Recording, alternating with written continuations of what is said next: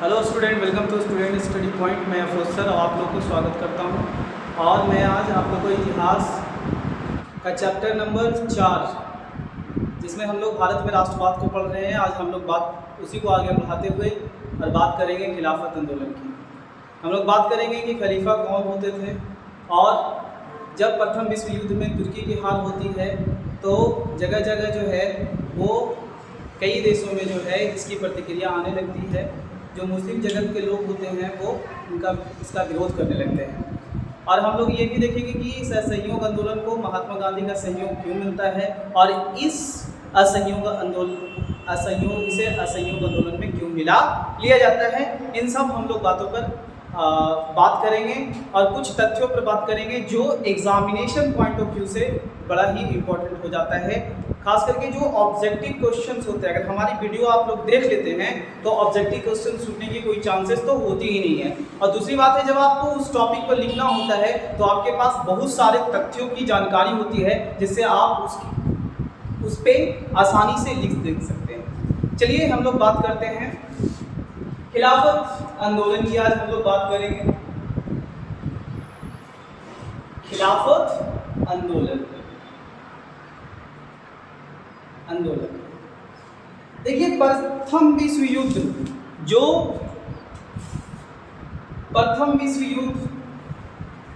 जिसको हम लोग वर्ल्ड वॉर फर्स्ट भी कहते हैं, प्रथम विश्व युद्ध जो है, प्रथम विश्व युद्ध ये आपका 1914 से 1918 के बीच चलता है। ठीक है, कब से कब प्रथम विश्व युद्ध चलती है? तो 1914 से लेकर 1918 तक आपका प्रथम विश्व युद्ध चलता है। इसमें क्या होती है, इसमें जो है पूरी दुनिया जो है दो खंडों में बट जाती है, जिसको हम लोग मित्र राष्ट्र और ध्रुवीय शक्ति बोलते हैं या फिर केंद्रीय शक्ति बोलते हैं।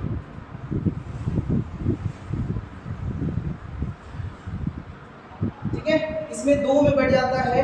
इसी में क्या होता है कि इसी फर्स्ट वर्ल्ड वॉर में जो है वो तुर्की की हार होती है। और जब तुर्की की हार होती है तो देखो, तुर्की के सुल्तान को ही क्या कहा जाता था? तुर्की के सुल्तान, जो सुल्तान होते थे, ये कौन से एम्पायर का सुल्तान थे? तो इसको सुल्तान ऑटोमन एम्पायर का था।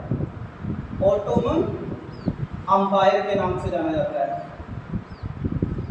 एम्पायर का है ना, ये तुर्की के सुल्तान ऑटोमन एम्पायर, ये सुल्तान किसी का? तुर्की का ऑटोमन एम्पायर का। ठीक है, इसे खलीफा भी कहा जाता था। खलीफा कहा जाता।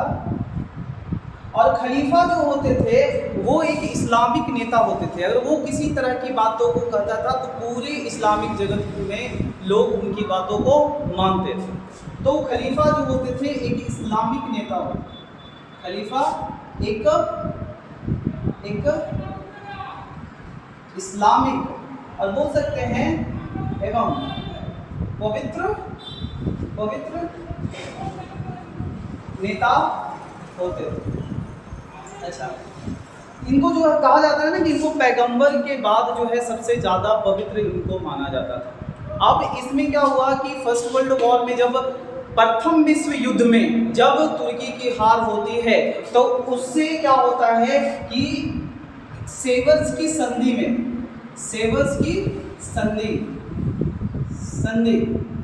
की संधि होती है, जिसमें इनको क्या कहते हैं, इनके अधिकारों को छीन लिया जाता है। और ऐसा भी कहा जाता है कि एक ऐसी बातें चलती है कि जो है बहुत ही कड़ा स्टेप लिया गया था खलीफा के बारे में। इसलिए जो है दुनिया में जगह जगह जहाँ भी मुस्लिम आबादी थी वहाँ पर इसका विरोध होने लगता है।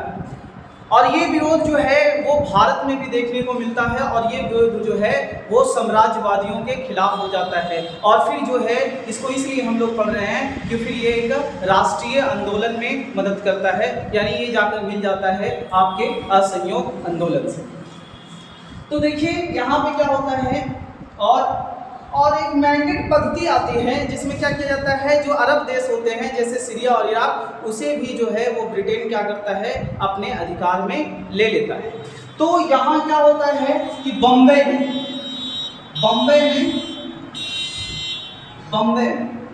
अली बंधुओं